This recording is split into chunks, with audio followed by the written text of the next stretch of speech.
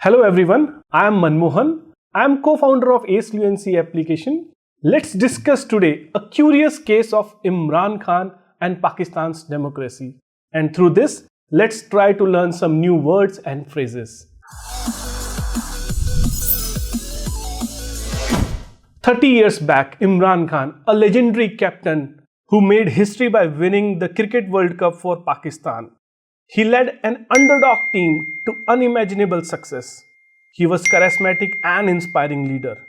A man who later tirelessly worked to set up a charity cancer hospital in memory of his mother. He was a true champion and captain not only on the cricket ground but also off the ground for millions of Pakistanis. Imran Khan, now an ex-cricketer who became Prime Minister after almost 20 years since he stepped into politics. He is facing a real threat of losing his government. Opposition parties together brought a no confidence motion against him. There is a bleak possibility that he would be able to save his government. So what happened that within 3.5 years of his government, his house of cards is now crumbling? Before we discuss what went wrong for Imran Khan, we need to understand Pakistan's history and how he came to the power.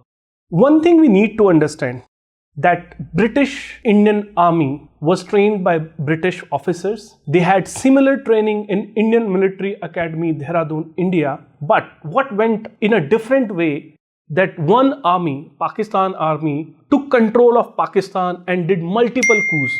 On the other side, Indian Army never went to that direction. During 1947, when the army also got partitioned, this division happened on the basis of religion. 33% of British Indian Army went to Pakistan. The population of Pakistan as a percentage of British India was only 19%. So, are you getting that point? That the country of 19% of population got 33% of army. Now, understand the circumstances of 1940s, 50s and 60s. 1940s, 50s was the start of Cold War. USSR and USA were the two superpower at that point of time. USA was supporting those countries who would be opposing USSR. So everything was getting divided into two blocks. So Pakistan was one of those countries who went for USA group. And what happened? Because of being in that group, Pakistani army got support, got equipment and resources from USA and NATO alliance. Pakistani army was getting latest equipments, resources, what else they could expect. So they were getting stronger and stronger. Also understand, during that time, India and Pakistan had multiple conflicts, or like 1965 war, 1971 war. Because of these two factors, that they were getting support from West, Pakistani army, and Pakistan was involved with conflicts with India. So the importance of army became very high in Pakistan.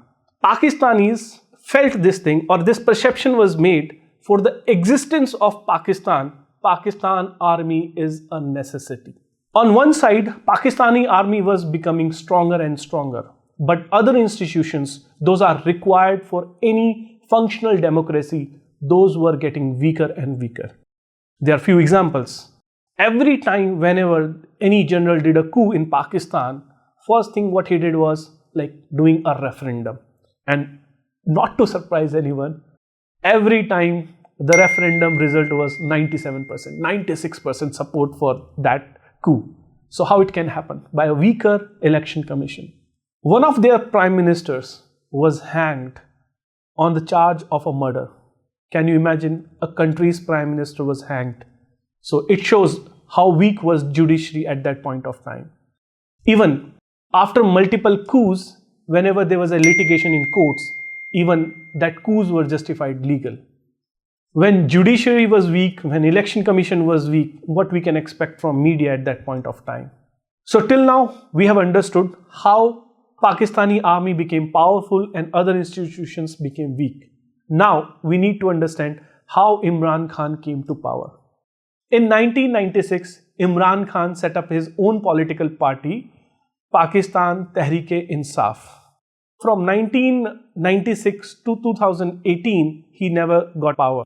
Before 2018 general election of Pakistan, Nawaz Sharif was forced to move out of his country and leave prime ministership. It is alleged that it was done because of army only. He himself made all these allegations. He publicly said this thing that it was done because of only one man, and that is Army Chief Bajwa. So in 2018 general election, army wanted to put a prime minister there with whom they could have a hybrid government. What is hybrid government? Where army would control major say in mostly foreign affairs or any significance of decision making. On the other side, democratic government would be just a face or would with a little power. Pakistan has a house of 342 MNAs, 342 seats.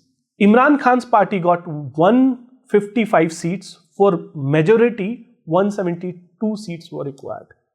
It is alleged that Imran Khan was supported by the army and specifically ISI. How he got help? So first of all, it was kind of a match fixing where his party members were made to win. So his original tally could have been different, but it got expanded to 155. Even when was short of majority, it was made sure that he would get allies and his coalition would cross 171 mark and they would have more than 172 seats so that they can form government. The interesting question is, when army was the selector, as it is alleged by other political parties that Imran Khan was not elected, he was selected. Okay. So when Imran Khan was the blue-eyed boy of army, so what happened that now in 3.5 years, army is not supporting him, or other words, like might be army would need him to be out of power. The reason why army is not supporting Imran, there are the three main reasons for that. One is international affairs. What Imran Khan tried, he tried to change the Islamic order of nations. So from past many years, Saudi Arabia is the strongest country in Islamic countries. Now, there is another country that is called Turkey. It is trying to be the most powerful. There is an Erdogan president there and he is also a dictator. So he is trying that he becomes the number one leader of Islamic world. Imran Khan created a parallel to Saudi Arabia alliance or group. There are the three countries, Malaysia, Pakistan and Turkey, created a group and they tried to be the voice or face of Islamic world. It was not appreciated by Gulf countries, and the traditional allies of Pakistan like UAE, Saudi Arabia, they started maintaining distance with Pakistan. And it was not in the good interest of Pakistan or Pakistani army. So this was one of the reasons because of which difference happened between Pakistani army and Imran Khan. The second reason, there is an officer called Fayaz Hamid. He was ISI chief during 2018 when that general election happened, where Imran Khan got support from Pakistani army. And this officer, General Fayaz Hamid, was the man who helped him to secure more seats. And when he was short of majority, he helped him to get allies. So now what happened, being this ISI chief very close to Prime Minister Imran Khan, it created disturbance in Pakistani army. Because Fayaz Hamid is the fourth senior leader in Pakistani army. There are three more senior army generals to him. So understand this thing, present army chief Bajwa, he has already got extension of 3 years. And if he would get another extension, it would be end of this year. If Prime Minister doesn't do extension for him, he would have to retire. Now there would be internal competition between these second, third and fourth generals to become the army chief. And being this fourth senior most general, Fayaz Hamid, who was ISI chief up till like few months back, he was very close to Pakistan Prime Minister Imran Khan, and it was realized by Pakistani army and army chief Bajwa So what they did is, like, Pakistani army chief Bajwa transferred him to some other division of Pakistani army, and there the conflict started. So it is Pakistan's prime minister who has to notify everyone that the chief of ISI has been changed, and he has to sign on that.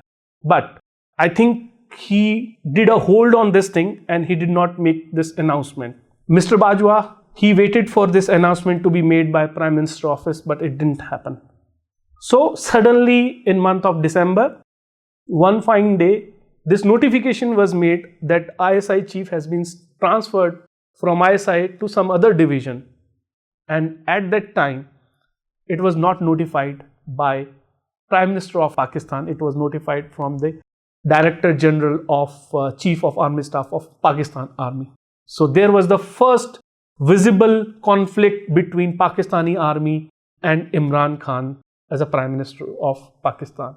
The third reason that could be leading to conflict between Pakistani army and Imran Khan is the extension of General Bajwa as a Chief of Army Staff. So he's already on extension, 3-year extension, and he's due to retire at this month year end. If suppose Imran Khan doesn't do again extension for General Bajwa, then the desire of Mr. Bajwa to remain army chief would not get fulfilled. So this could be the third reason that is leading to this conflict. So we don't know what would happen, that there would be an early election. Imran Khan would be able to win back the confidence of Pakistan army and he would be able to survive this no confidence motion, or he would have to go and some new prime minister would come. So within a week, I think probably we will get an answer. So it would be interesting to see what would happen with Mr. Imran Khan. Stay tuned with us for such kind of interesting videos, and we will see you in the next video. If you want to improve your communication skills, you can download our application that goes with the name AceFluency. You will get link of the application in the description. And in this application, you can get free classes. You can get a chance to speak English with some other people, so that more you would practice, better you would become.